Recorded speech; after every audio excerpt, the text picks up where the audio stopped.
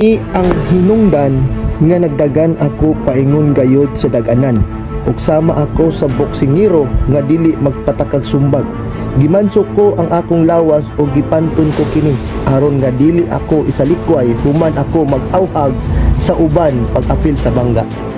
Ug mao kini ang usa ka atleta nga nagabansay sa iyang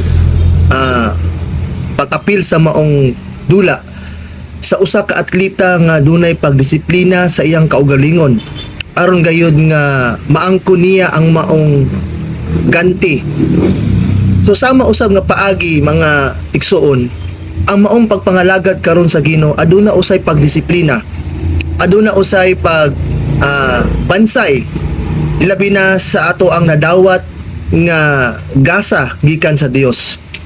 Ang maong pag-alagad nagkinahanglan kini og pagbansay adlaw-adlaw sama sa usa ka boksingero nga giingon ni Apostol Pablo nga aduna gayoy igo ang iyahang pagpangalagad.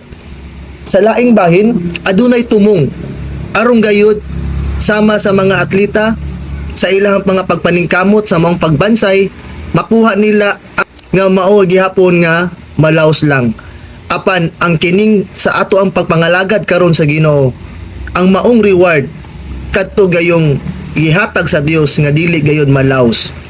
So nagpasabot kini mga igsuon nga aduna kitay pagdisiplina, aduna kitay pag-amping labi na sa atong pag-alagad diha sa Ginoo ug aduna usab kitay pagpaningkamot nga aduna gay maangkon nga ganti nga gikan sa Dios.